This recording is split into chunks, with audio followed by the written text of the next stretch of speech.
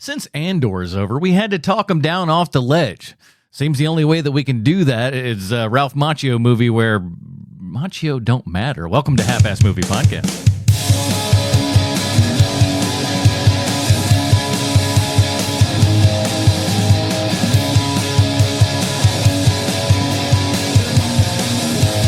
Ladies and gentlemen, welcome back to Half-Ass Movie Podcast, a show where we put together a half-ass theme as an excuse to watch movies. My name is Adam Portress, and joining me today, his hair is twice as convincing as Joe Pesci. Sweet sounds of Kovacs from the internet. Yeah, because mine is all real. What? No, you're trying to... No.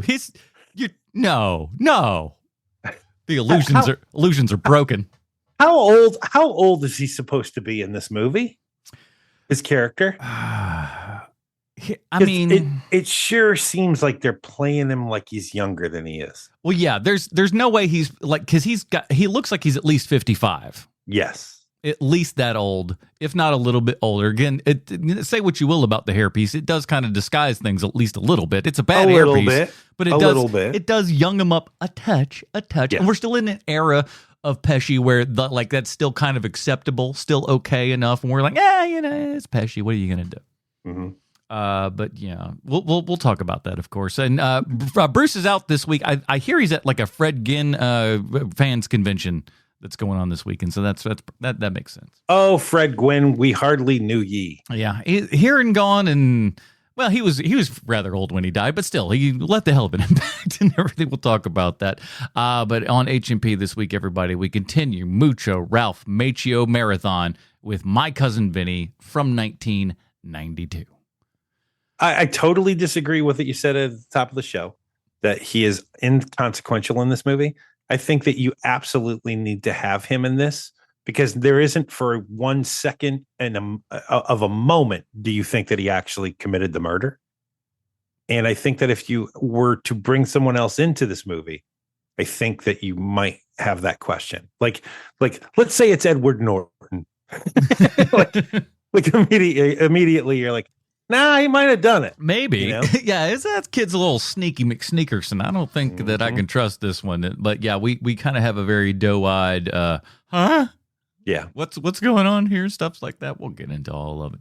But before we do, why don't you do us a big old giant favor and subscribe to this program over at YouTube, youtube.com, and check it out, Half-Ass Movie Podcast. We're up there.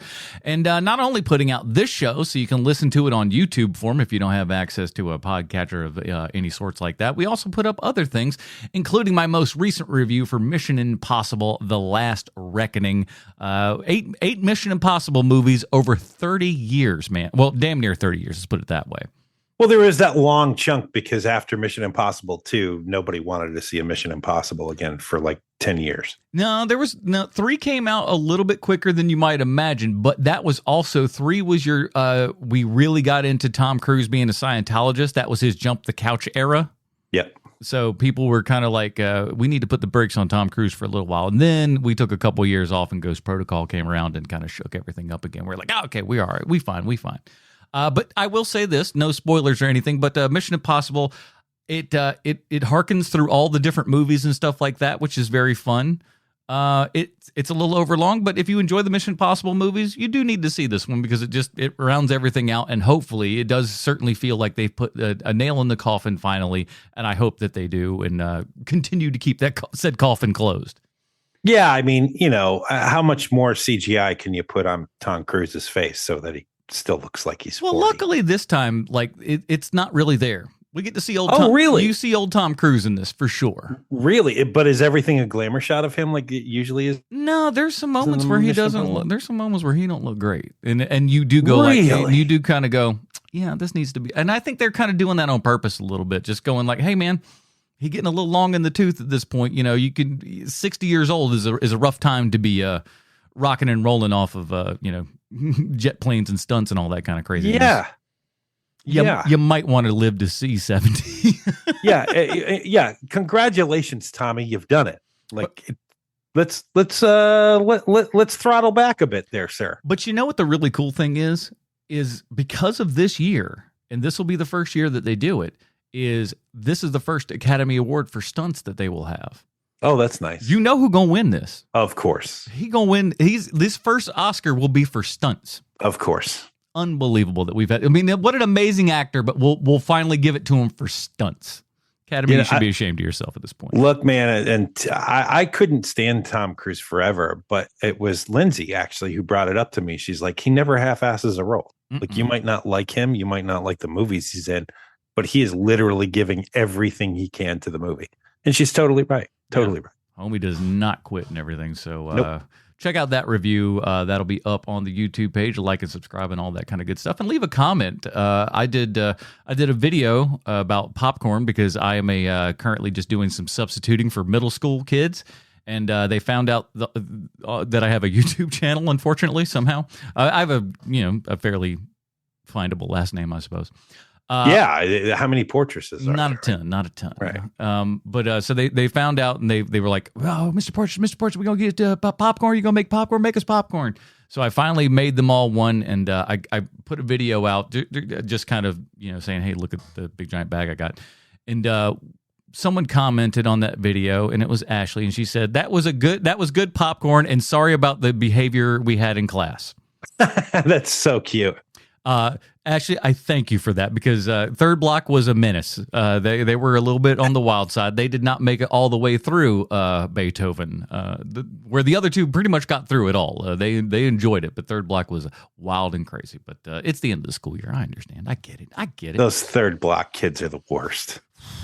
Lord have mercy, they are. Anyways, leave a comment over there on YouTube. Hit that like and subscribe button and all the notifications, all that kind of good stuff. We really appreciate it. And if you want to be a real dirty baby, head on over to patreon.com/HMP pre-show, post-show, Dinger Zone. In the Dinger Zone this week, we discuss these. And I hope you guys listen to the Dinger Zone before you listen to this one because we're going to tell you the movies that you get to vote on for next month. We have genre Meryl Streep movies. Tell us a little bit about that one so we understand what that is, Sean. Meryl Streep is in a million different movies. She's always playing someone different. And for a while, I want to say it's mostly in the 90s. She was doing a lot of genre action movies and horror movies and stuff. And that's what we would be doing for 4 weeks is that style of Meryl Streep movie. And I think we didn't discuss it ahead of time, but if it's cool with you, I want to I give a category to our next person that we vote for Burt Reynolds, and I want to put it call it Burt Reynolds Drives. That's pretty good. So it's just Burt Reynolds kind of car movies and stuff like that. Well, there's like 17 of them. Exactly, so that's good. Plenty to choose from. Up next, we got Margot Robbie. Who doesn't like that lady right there?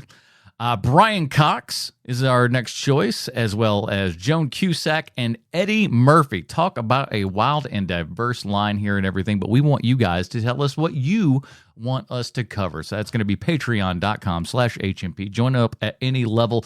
Get the whole stuff. You get the whole bang and boodle, man, because it's not one of those things where like, well, you got to put $20 if you want to vote for stuff. It's even $1. And the best part is even if you do down to that dollar level, you get your name on the credits over there at the YouTube page and everything. So when I put up a new video, your name is up there as a producer of this show, a dirty baby, if you will. And you can show that around to everybody and brag to them about how you're a supporter of the arts and a big fancy muckety muck and everything. So do that, man. We really appreciate it. Patreon.com/HMP.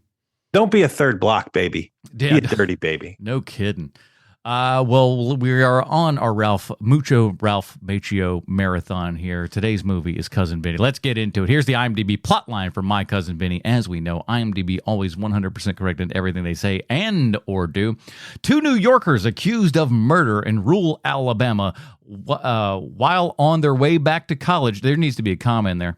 On their way back to college, call in the help of one of their cousins, a loudmouth lawyer with no trial experience.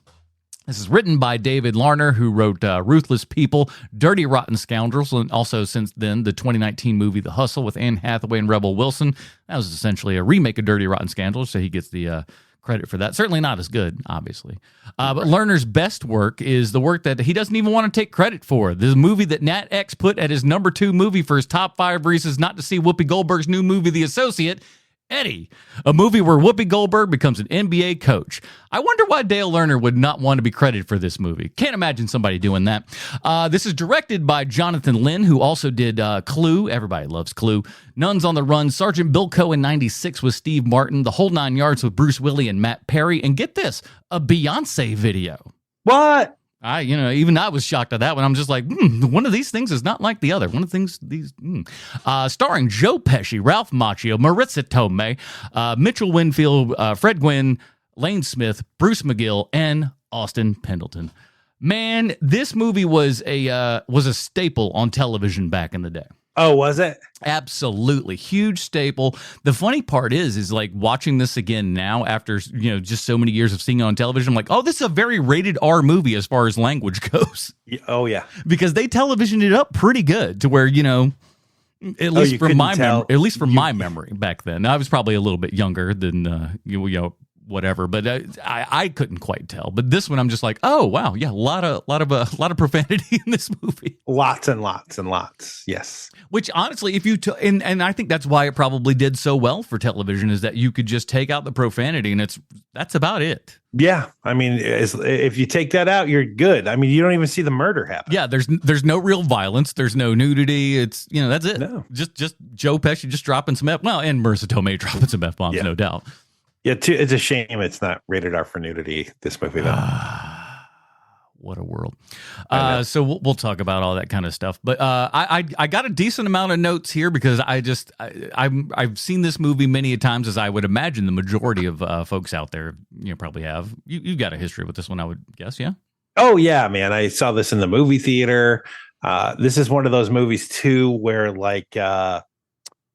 when you come back every couple of years, you notice something new about this movie. Mm-hmm. I probably haven't watched this movie in 10 years. And so there's a lot of things that I noticed this time that I didn't notice the last time I had seen it. And also, your worldview changes over time, like mine has. And when I first saw this movie, I really took to the kids, like the kids who get arrested, because I saw this movie when it came out in the movie theater. Well, 94 is when I moved to Charlotte.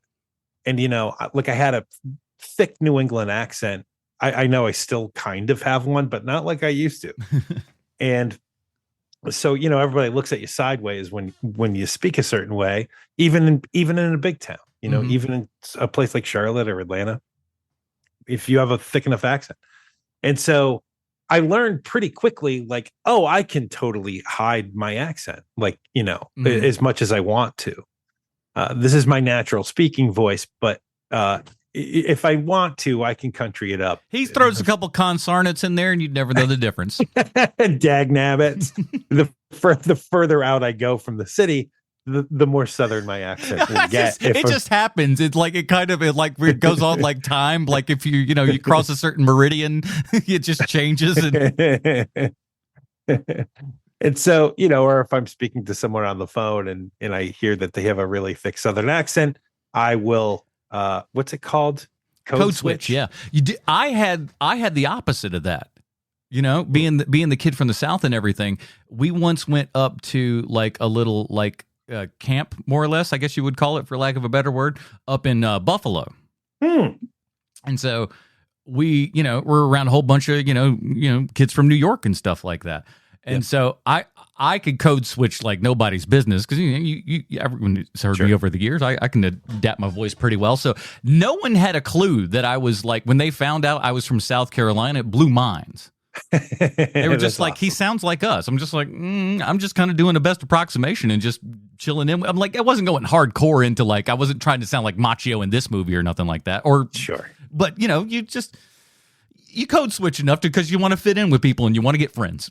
Right. And so seeing this movie, the first time I saw it, I really identified with the two boys who get arrested for murder. But now that, I've lived my life over these last 30 years, like I've been in the South for 30 years. I now identify with the people from town. and so there's a whole lot of like, oh, I see. They came to town thinking like, well, the kids came to town just wanting to have some fun. Yeah. But when Marissa Tomei and Joe Pesci show up, they think they're just going to be able to steamroll over all these local yokels. And I found myself getting like a little angry with them at first when they first show up to town, which had never happened before to me. Oh yeah, it makes sense. So like I said, I kind of got some bullet notes here, and that kind of go through everything. First thing that kind of impressed me here is because remember we're looking at what I say 1992 with this, so we're like 2 years after Goodfellas and everything like that. So that's huge Pesci right there. So Joe Pesci's name above the title. Yeah, pretty sweet. I would this say. This movie's the one also where he basically gets the stamp on his acting card of, oh, this guy can lead movies. Mm-hmm. And so for a couple of years, we were in a Joe Pesci world, just living in a Joe Pesci world where you get weird movies like Eight Heads in a Duffel Bag and The Super and like all these movies where like it's just Joe Pesci playing a like variations on scummy little guy who talks a lot. Yeah. It's like it's so much so that surely there was many a casting call out there in the 90s for sure that was asking for a Joe Pesci type because they could not obviously get Joe Pesci but that certainly is a certain genre of character, if you will, and he kind of created that more or less, I would say. Yeah. I mean, and also keep in mind, everybody forgets this now because it's kind of like the forgotten movie series just because of how problematic Mel Gibson is. But when Joe Pesci shows up in Lethal Weapon, everybody is impersonating Joe Pesci for years. They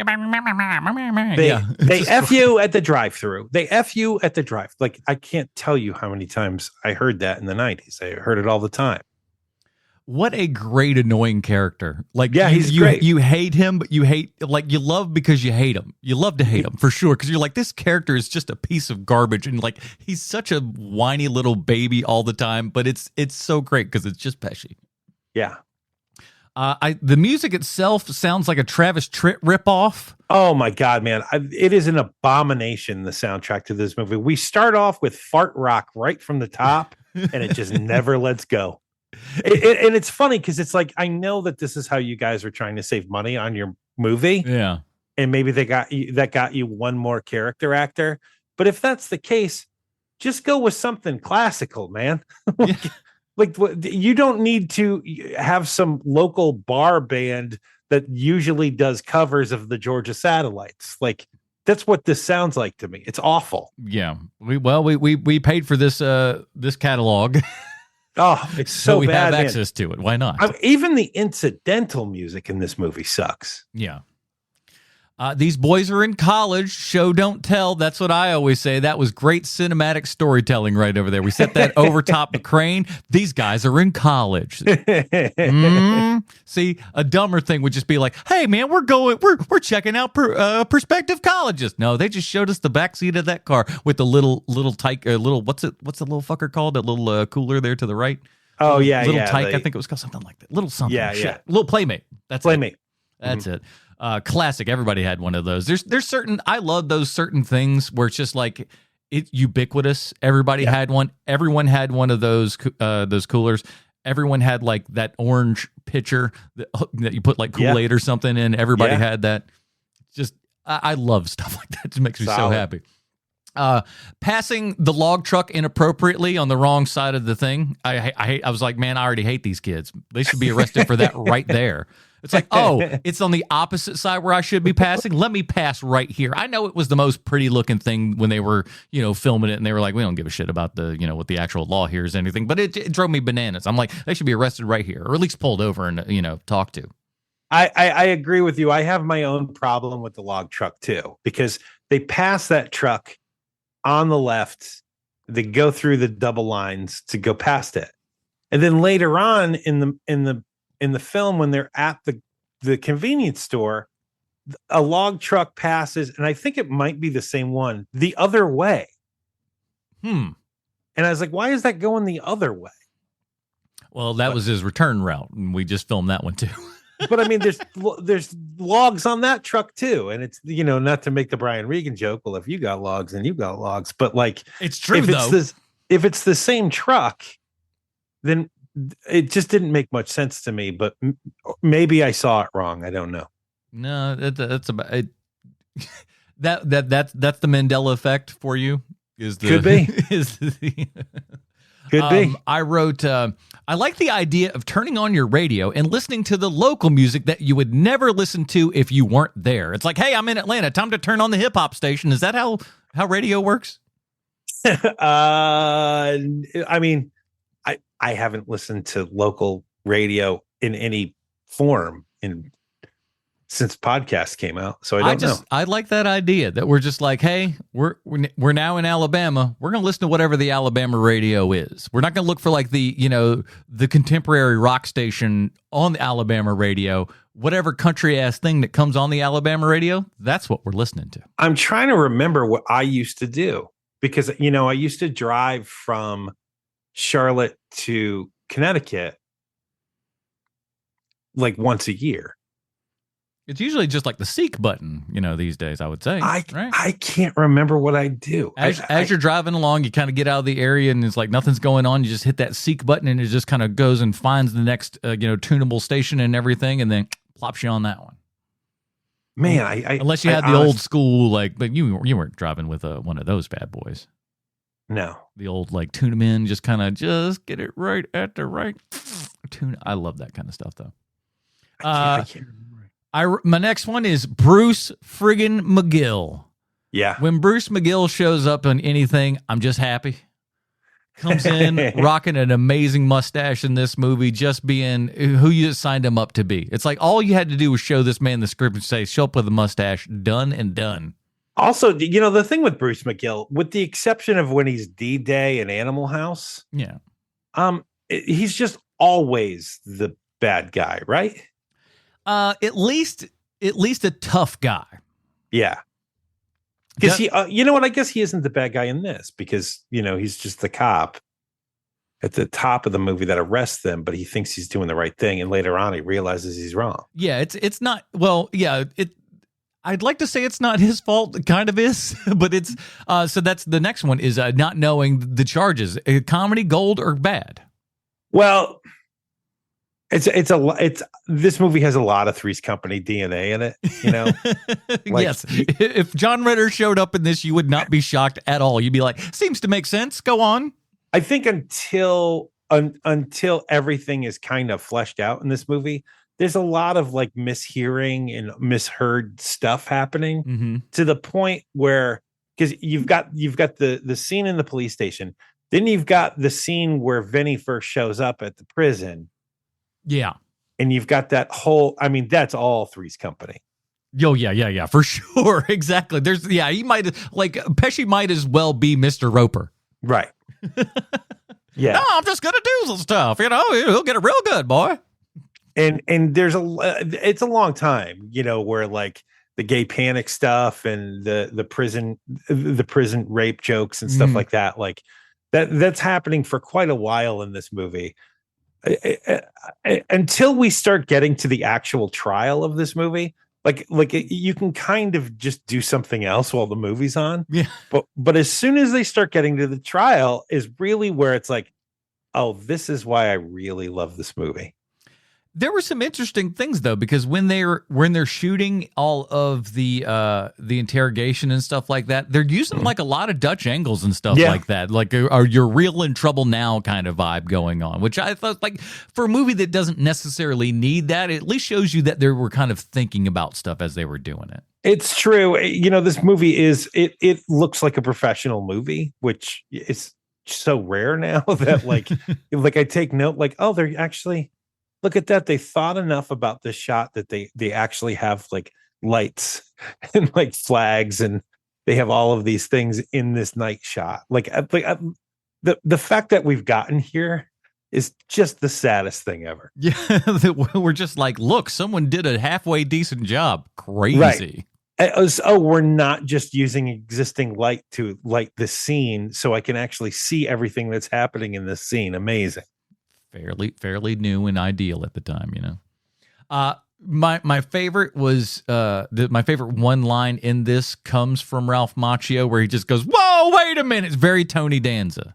Whoa, wait a minute. I was just like, man, Tony Danza's ears perked up and went just oh, I'm sorry, are they doing another one of these? I could be in this. So fun.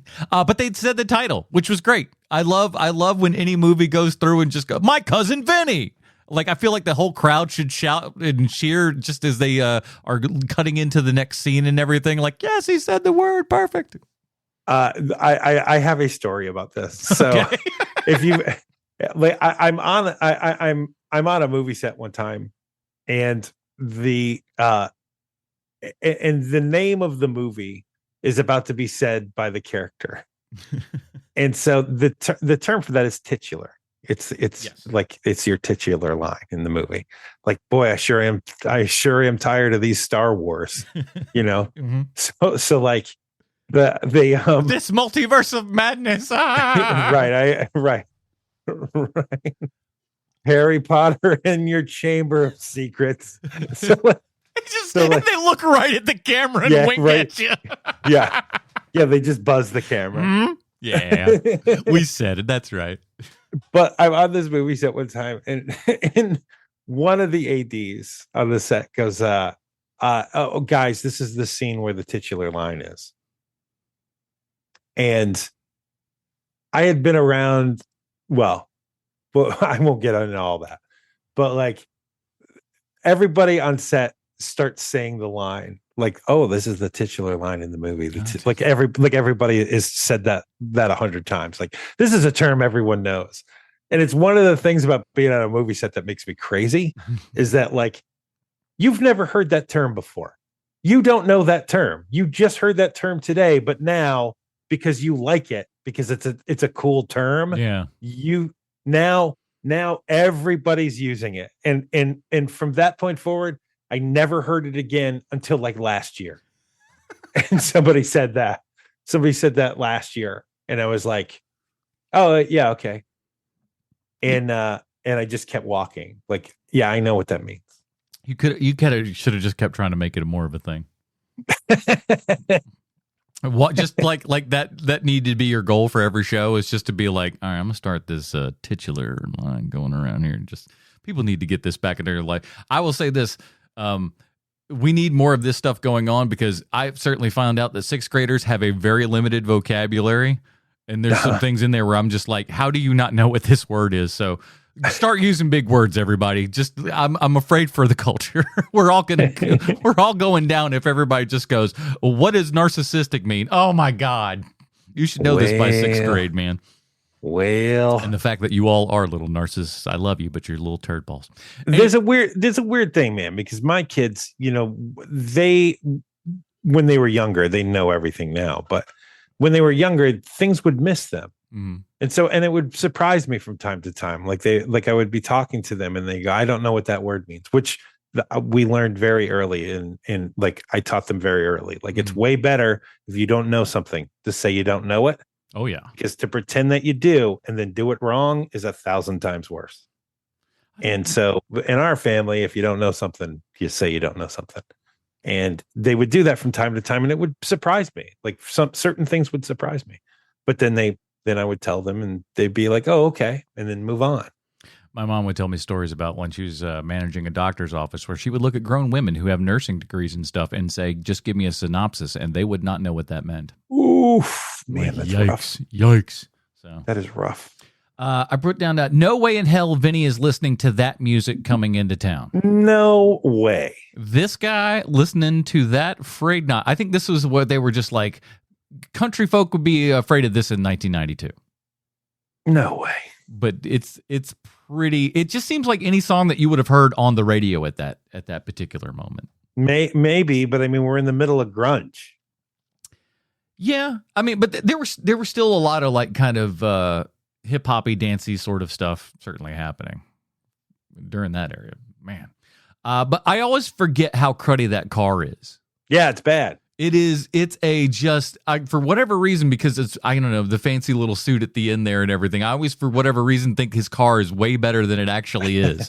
But you remember the car pulls up, it is just a piece of junk falling apart, just all super muddy. And I like at least how they're, throwing it into the story about, the car getting mud in the wheels and all that kind of good stuff, which again is another thing that really lends to the kind of character of the movie and everything, because that is something that some old country dude would be telling you. For sure. It's like, oh yeah, well it's not, and he even goes, it's like, yeah, that's not a real, like it's a figure of speech. It's not really in there. It's like, and again, they're showing us like we're not stupid. We're not these dumb people that you think we are. We got a different name for it, but that's just a colloquialism. Well, and that's one of the well, first of all, I got two thoughts here. One is again sticking to his contract. It must be in Ralph Macchio's contract that he drives only old cars. Oh yeah, he's an only beater guy. Man, if in this next movie he's driving something fancy, I'm gonna be pissed.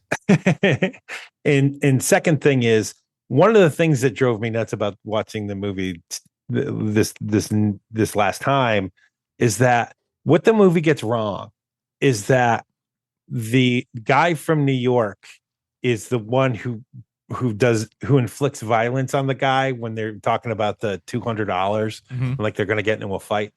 The thing that people from the North do not understand, and I don't know why no one understands this, because like just spend 5 minutes in the South and you'll understand it, is that in New York and anywhere in the North, like anywhere up north, you talk tough, you do a lot of stuff like, oh yeah, you want me to kick your ass, like stuff like that. If you try that on a Southern man, I don't care who that man is, that dude is going to take a swing at you. The second that you threaten him with physical violence, that Southern guy is going to take a swing at you. And it's the thing that movies and TV shows always get wrong. Because like people from New York are so tough, like this movie. Everybody from New York is tough. That is not true at all. Like people who live in New York are giant babies most of the time. Like occasionally you'll get the tough guy, but mostly they're giant babies. I'm just screaming about it real mean at you, so you think I'm tough. Right, exactly. And so when little Joe Pesci starts talking about kicking this guy's ass, the second he says that to him, that guy's taking a swing at Joe Pesci. Yeah, it's a tiny little dude. And again, if some little, 5'2" guy came up to me talking about how he's going to beat my ass, I'd be like, all right, let's roll. I mean, I would like zero hesitation. Zero. I learned very, very quickly. I learned that is going to talk, and you're going to talk about kicking somebody when you get swung at. The best part is it kind of roboted you out a little bit there, and it sounded like we were like censoring all the filthy words you were saying. It's pretty great. Very good. I do love how in this is still a time in America where it's still wild to have a Chinese restaurant in a small town in the South.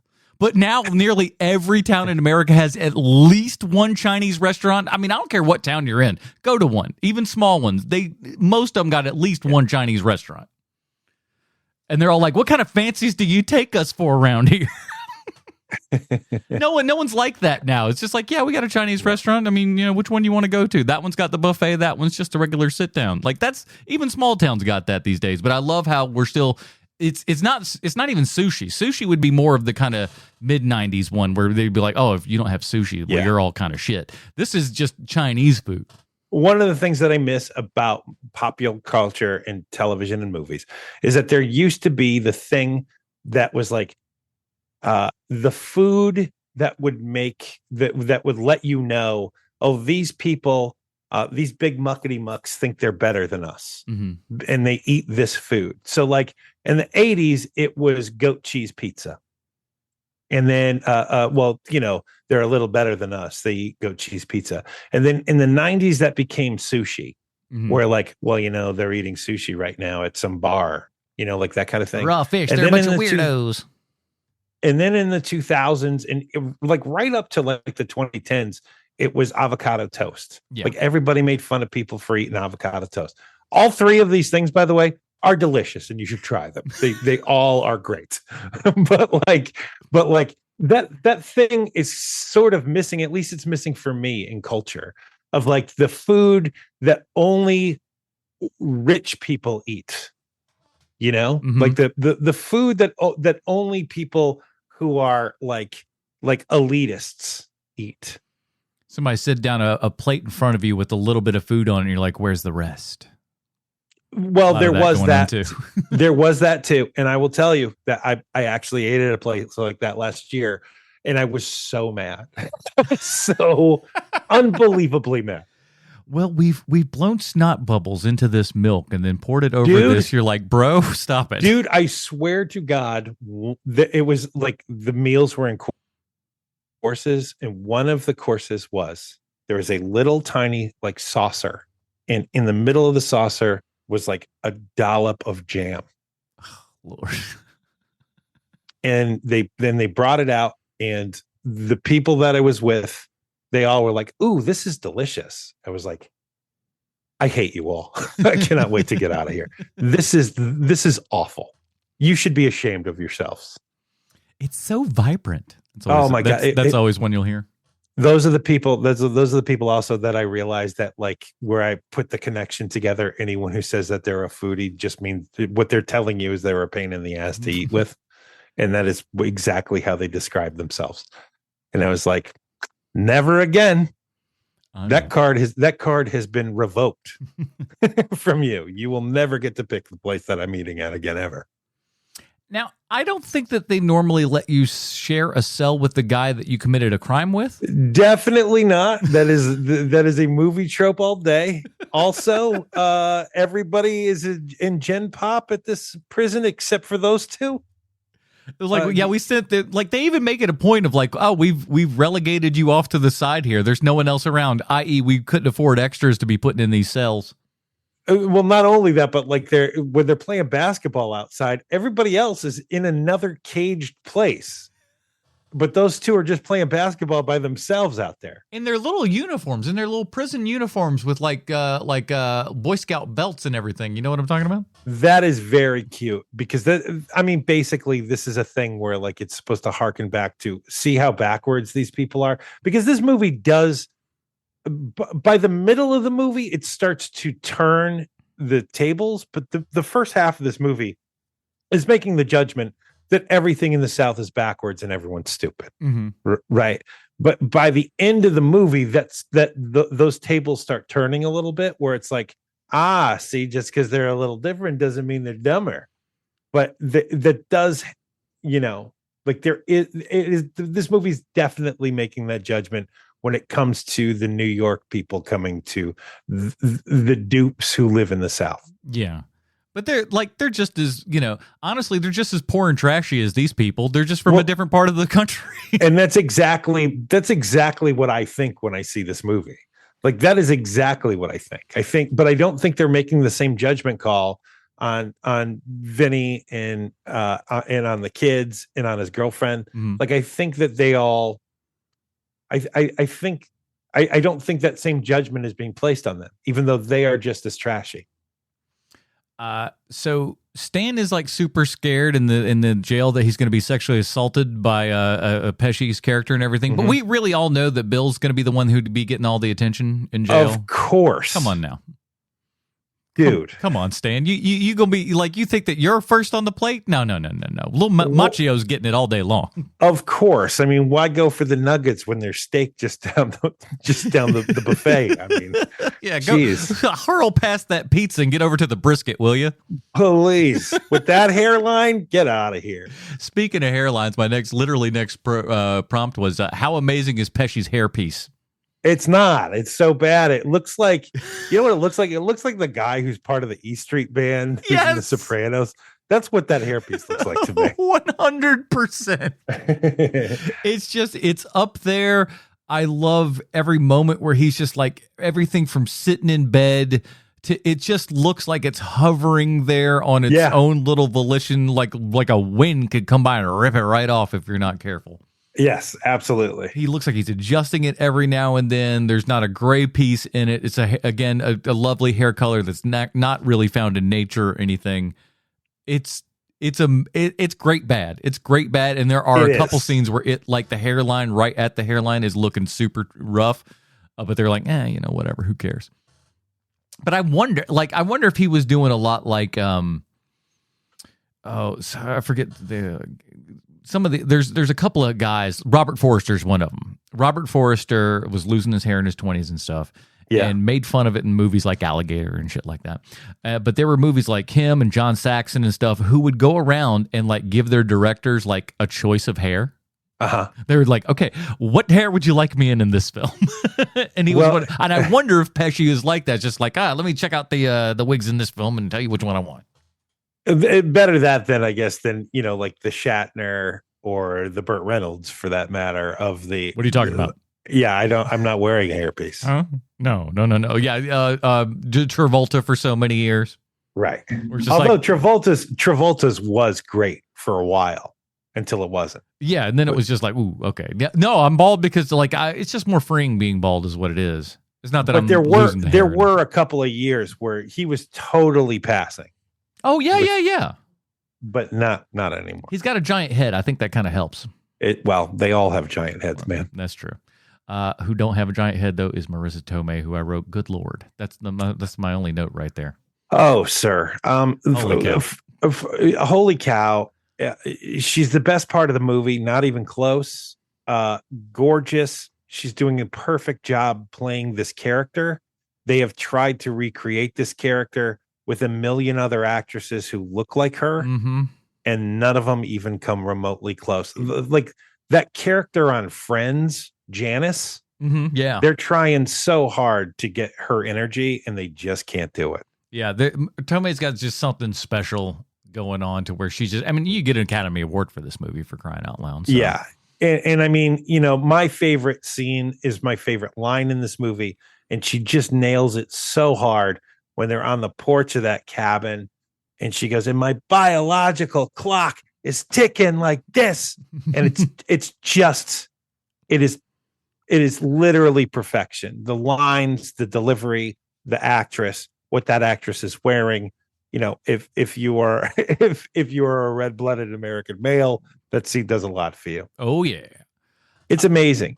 She is truly, truly incredible in this movie. And I will say this too, is that when I was watching the top of this movie, you get in because it takes a while for them to drop the hammer on this movie.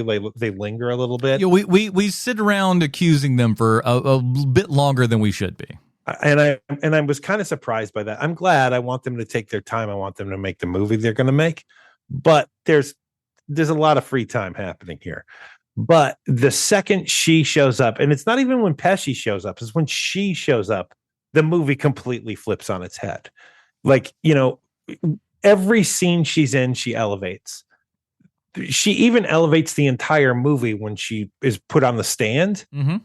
The movie goes from this movie's pretty good to this movie's amazing when they put her on the stand. It's just, I cannot say enough about this lady. It's the movie that made her a star. It totally should. And she had been in a bunch of stuff already, but nobody cared about the white girl from a different world. Yeah. It's when she's in this movie is literally where she's going to be a star forever. Her and Pesci play along real well together. She is, but they're playing along great because of her. Well, yeah, that's what I'm saying. He's able to, I feel like he's reining it in from his pesciness a bit when he's with her and everything, and it, like I said, it works out. Yeah, and I do think that Pesci has there's a thing with him where if he's with the right person, he's great. He's a great teammate to be with. If he's bouncing off of someone else. Yeah. Thinking of him in Lethal Weapon, thinking of him in the Home Alone movies. He's if he's one of two people, he's great. Exactly. Yeah. He's got to have that kind of the yin to his yang there to kind of to even him out there and everything. Because if you give him, if he was just like the sole, wet bandit in the movie, it's not as good. Not even close. You got to have that person to play off of and the guy to drive him nuts and get him to that level and everything. You got to have the wind up man. Yeah. Let's see what's I put. I see lard going down on the flat top. I know that breakfast is going to be bussin'. Tell it like they look like, oh no. And I'm like, oh, hell yeah. That's going to be good. Whatever this man is cooking up is going to be good. The only part that they didn't get right about that diner or any of the diners in this, in the entire movie is that they're forgetting that all the lights in diners, like Southern diners, are all yellow. Yeah, that's true. It is a very warm thing that they're trying to give off. And all of these diners are cold lit. And I think that's a mistake, but that's the only thing that they got wrong. But I do swear that this movie is how most non-Southerners found out what grits are. I contend that. I think that's a true statement. The only reason why I knew what grits were before this movie is because I worked in grocery stores as a kid. Okay. And I didn't. I mean, I knew they were a breakfast food. We would stock them next to the oatmeal, but I don't remember. I had no interest. There's no interest in it. Well, the weird thing is that while I pretty much grew up in the South and everything, we weren't that kind of traditional Southern family or anything. So grits weren't really a thing. But we tried grits was over. That was like the daycare experience, right? So we go to daycare and stuff. If you went there early, they would have like a piece of toast that's honestly is some of the best buttered toast you've ever seen in your entire life. I don't know why that was a thing, but it's that's still in my memory. It's damn, that toast was good. And then a bowl of grits and stuff. And we were much like Pesci and this going what the hell are we working with here? But eventually it's just if you doctor them up with a gajillion things, then they're fine. But you got to give them a little bit of personality because a little salt and pepper doesn't always do the trick. I'll say that. Right. This is one of the things that I think that people from the area of I don't know if this happens specifically in other parts of the world, but in America, this seems to be very specific of this is the thing that we do really great. Right. So you got the barbecue in the South and in the Midwest and, that kind of thing. But when it comes to those regions, what people from those regions tend to not understand is that people from other regions don't care about your thing. If I go there, sure, I'll try this thing, but that's about it, right? How much do you really care about a Philly cheesesteak? Yeah. Or, how much do you really care about a Fluffernutter? Oh, that you can forget that. Who gives a That's what I mean. Yeah. That's exactly what I'm talking about. So whenever somebody is talking about oh, but the grits here are better than that, I'm I don't care. Oh, what the thing in the South that I still don't get, and it just makes me just jump off a cliff is boiled peanuts. I'm what is wrong with you people? Yeah, boiled peanuts are gross. I'm just why is this? And that's only a step away from the Southern gentleman that will be putting peanuts and stuff inside of his Coca-Cola or Pepsi. Man, I had a guy. I had a buddy who did that. He was oh, you ever tried peanuts in your Coke? I did it one time. I was this, I don't understand what the big deal is here, but okay. Our driver's ed teacher, Coach Gauze, he would be rocking that one on every trip. And classic Gauze. And stealing, because Tony, we had a friend Tony. He was 18 when we were 15, so that she's a little bit behind. He's a sweet guy. He has a child today, which is a frightening thought. But he would always, Coach Gauze would just be ripping the wheel away from him and stuff, and smashing the back of his seat rest there, and just going, you hit another kid, son. And it, of course, only made Tony drive worse. So it was me and my buddy Chris were sitting in the back just going I want to live. Pesci's leather blazer, amazing. It is. Love it so much. It feels like Pesci picked all these things out himself. I think everything except for the suit that he gets from the secondhand store. Oh, yeah. That for sure was not his choice there. But everything from his rings boots, and the bracelets and all the jewelry and everything of which he's wearing all the time, which I love. Yeah. You're wearing all your fucking jewelry to bed. What are you doing? It's insane. Yeah, that's insanity. Love it. I thought this time around I would like the suit that he was wearing, but no, it's still, they really did a good job with that suit because it's he's like a ringmaster or something. He's like a maitre d'. But it's got tails and stuff. Yeah, fancy maitre d' at either a big fancy restaurant or an old school movie theater where he's an usher and everything. Maroon corduroy suit. Lovely.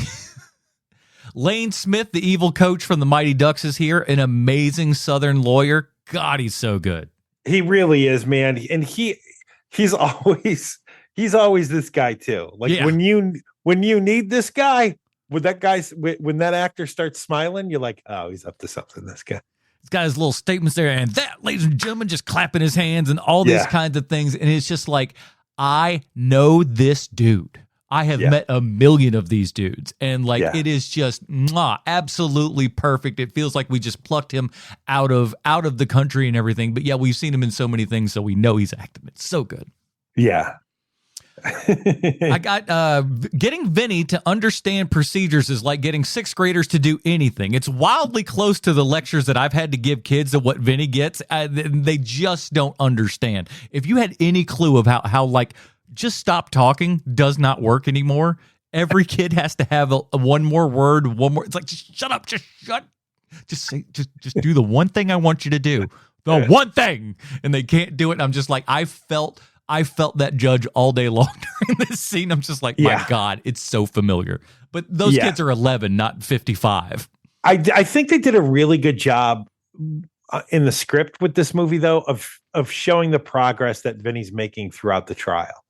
You know, because he literally knows nothing that first day that he walks in. And by the end, he might not be the best, but the best lawyer in the world, but like he gets it now, and you know that like, oh, he's going to get even better the next. We make a joke of like, you know, him getting the book and everything, but like he does take it serious. Yeah, he does. He's reading it at night. Yeah, he realizes like, hey, somebody actually is counting on me for this, and he's actually stepping up for what seems like one of the first few times in his life.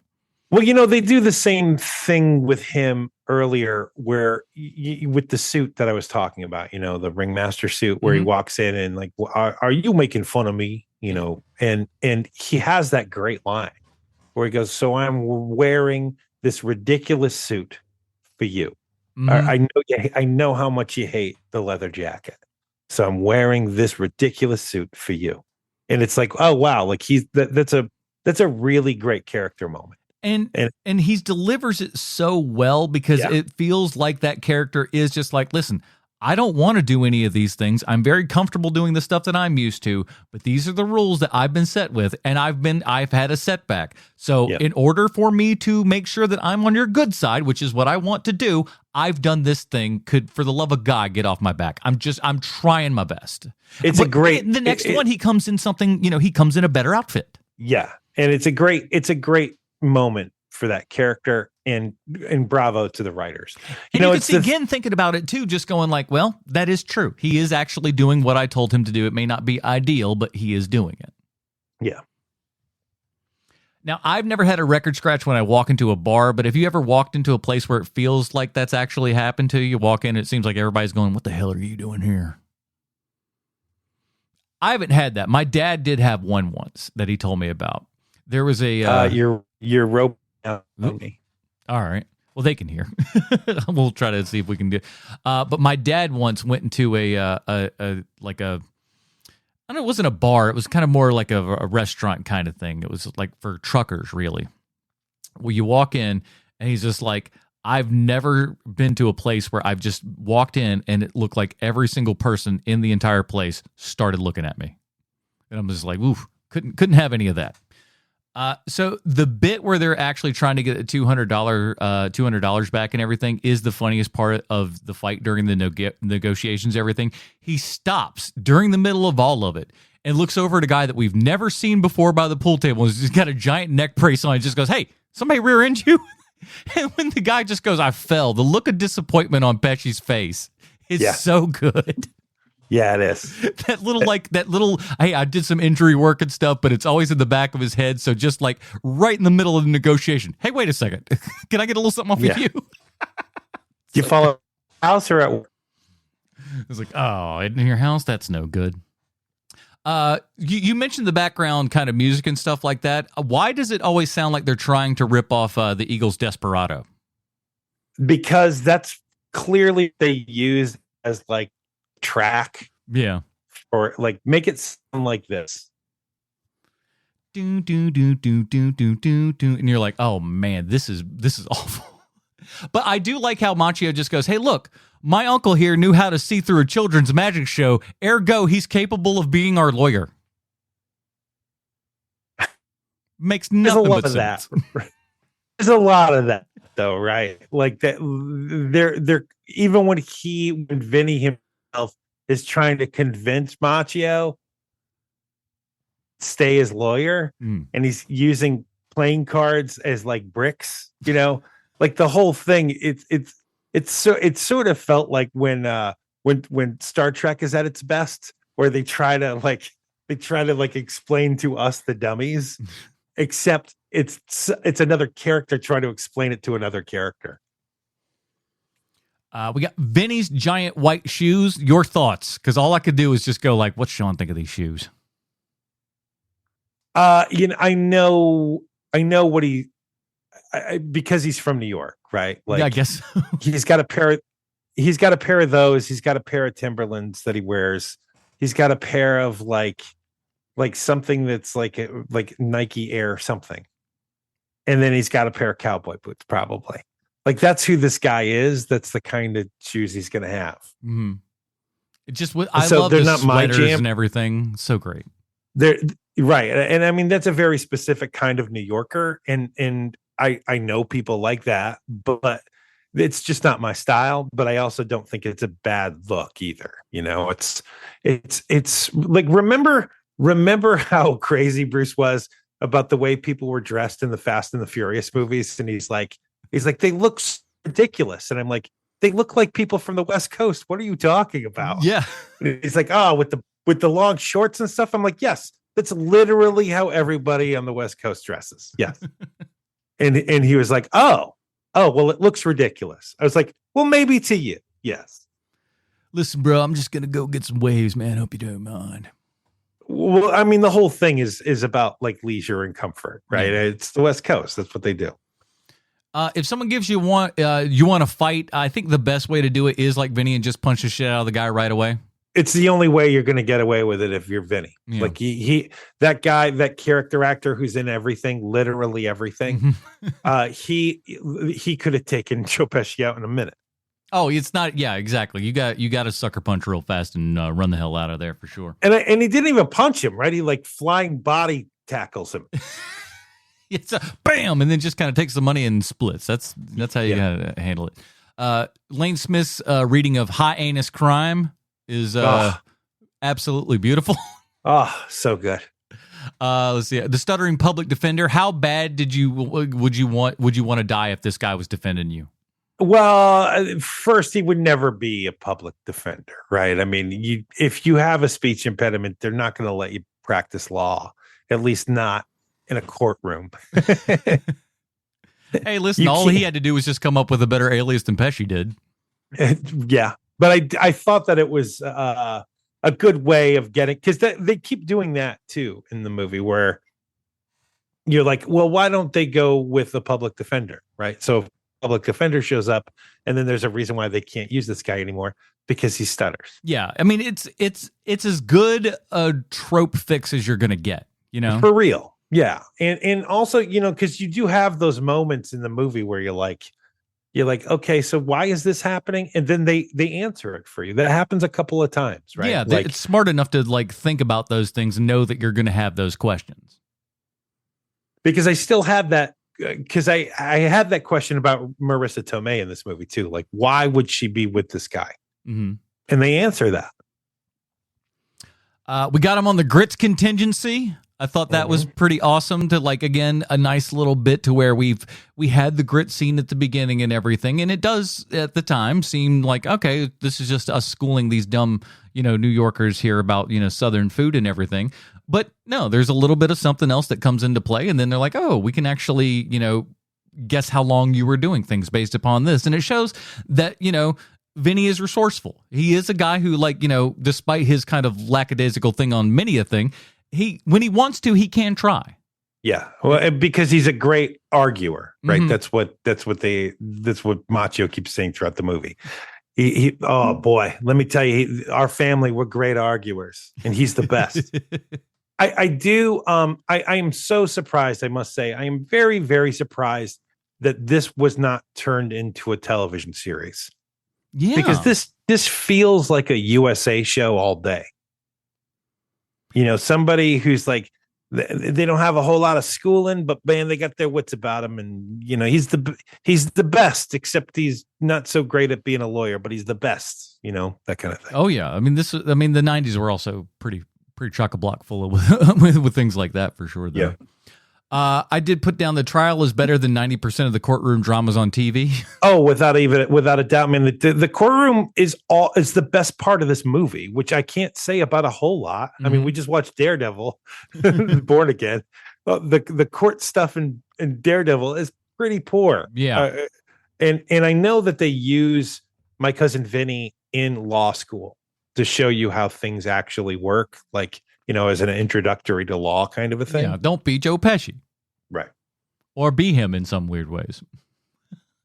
But yeah, it works. It's good enough with everything. It gives you enough kind of lawyery stuff like that. I wonder how much this movie bothers lawyers. I don't think it does. I think that lawyers like this movie a lot. Yeah, I guess because it is kind of like it never demeans lawyers in any way, which certainly for this time, between the 80s and 90s, we did nothing but shit on lawyers forever. Well, right. And there's also the process, right? Like the process stuff in this movie is all correct. There's not a moment in this movie where you're like, that would never happen.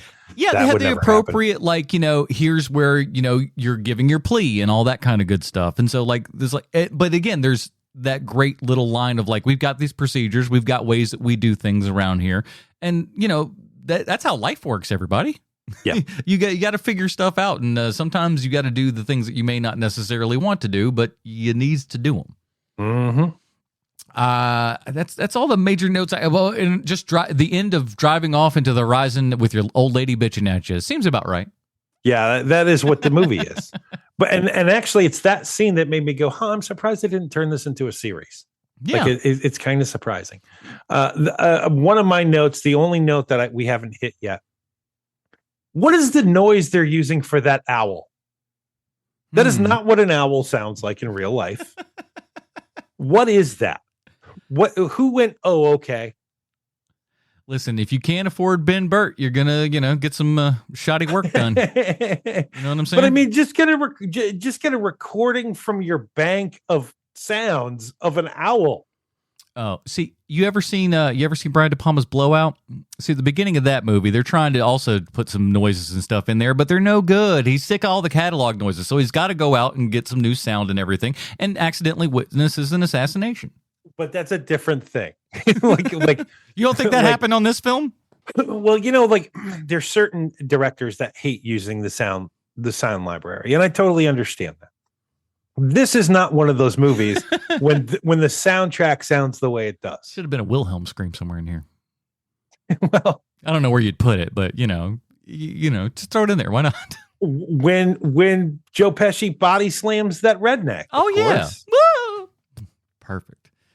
Well, now if you did have to recast this role for Ralph Macchio, who do you got? It's gotta be a baby face, right? It's gotta be somebody that you don't for a second believe that they might have actually murdered the guy in the convenience store. Yeah. So I mean, it's 92, right? So Michael J. Fox could do it. Jason Bateman could do it. All your Teen Wolves could do it. I don't know who else. Line me up another Teen Wolf, please. No, I said Teen Wolf. I can't think of anybody else off the top of my head because I'm trying to think of babyface actors that could totally play this role in 92, and I can't think of a ton because come around 92 is when you start getting all of the moody Christian Slaters of the world. Yeah, that's you couldn't put Christian Slater in this role for sure because you'd think he did it. Of course, or River Phoenix. He did it. Keanu Reeves. There's not a ton. I put down. I think that falls quite into this category. John Cryer.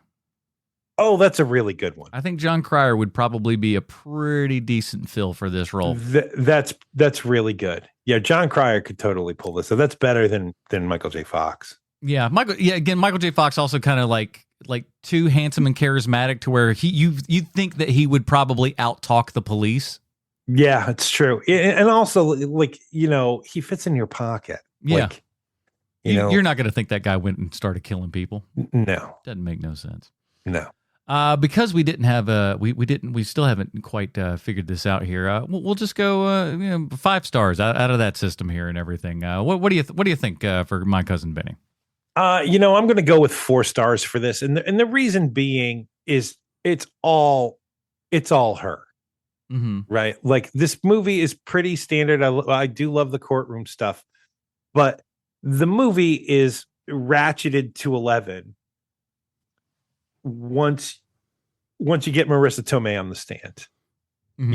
The second she's on that stand, you go from like, I kind of like this movie to I love this movie.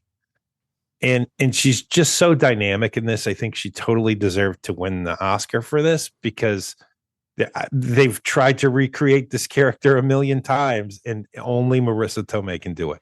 And so we need more actors getting Oscars for roles that are like this, that aren't just cry fests and stuff like. And I like the cry fest. Don't get me wrong. There's certain things when you see me, I was just like, when I saw Anne Hathaway in Les Mis, I was just like, yep, she getting an Oscar for that. Like, I knew right away. But like, to have one that's in like a comedy kind of thing, it's so rare for that to happen. I feel like we need more of that, but we also need better acting in some comedies these days as well, I suppose. And there should be some comedies being made. Oh yeah, well, there's that too. There's that. For me, I'm going just a solid 4 as well. You can't get it quite up to 5, but it's certainly no less than 4, just because this is a fantastic kind of hangout movie. Yeah, it is. You want to like meet up with these characters and stuff, and everybody's got a little bit of something else. And honestly, just because Macchio's probably got the least amount of everybody as far as like a little something on his character. This is the thing that I could say to totally recommend this movie, is that I kind of had to force myself to actually sit down and watch it. Mm-hmm. But once you start watching it, you're like, oh, right, I really do love this movie. Yeah, you're hanging out with folks and just kicking around in this brand new town and everything, and you could do a lot worse with your time. I'll say that much. Mm-hmm. So big recommendations on that, everybody. So we are almost at the end of Mucho Ralph Macchio, but we got one more film. We need to head out to the theater to see Karate Kid Legend, starring Jackie Chan and Ralph Macchio. See, and I'm also kind of like we're putting it together, because we did our Jackie Chan month, a couple months back and everything. Ralph Macchio's worlds colliding, and then after that, no more Ralph Macchio unless he does something amazing. I can't wait. I can't wait to be out the other side of Mucho Ralph Macchio month. Well, don't worry, everybody, because remember, you can go over to patreon.com/HMP, pre-show, post-show, Dinger Zone, and, of course, vote on the movies that we are going to be watching for next month and everything. So get that going in. Remember, we're looking at genre Meryl Streep, Burt Reynolds Drives, Margot Robbie, Brian Cox, Joan Cusack, or Eddie Murphy. A lot of great, amazing choices there. And I look, any way you look at it, I think June's going to be looking like a good month based on those actors right there. I think, I mean, it's the thing that's best about these actors is that there's not a single one of them where you're like, well, they've only got the one thing. Yeah, you're like, oh, we could do multiple months on many of these people as well, which is pretty flippin' awesome. So join us here next week for that. Anything you'd like to plug? Nah, I'm good. That'll do it, everybody. Go check us out over on the YouTube channel there as well. Since I got Memorial Day off, I'll be recording up some things and putting up there as well, because I've got things written. I just haven't actually had time to sit and record them and everything like that. Sure. So do check out all that kind of good stuff. That is it. Join us when we conclude our Mucho Ralph Macchio movie marathon with a trip to the cinema to see the latest Karate Kid Legend, starring Jackie Chan and Ralph Macchio. For Sweet Sean's and Kovacs from the internet, the absent Bruce Leslie, I'm Adam Porteous, reminding you to go out and watch some movies, you dirty babies.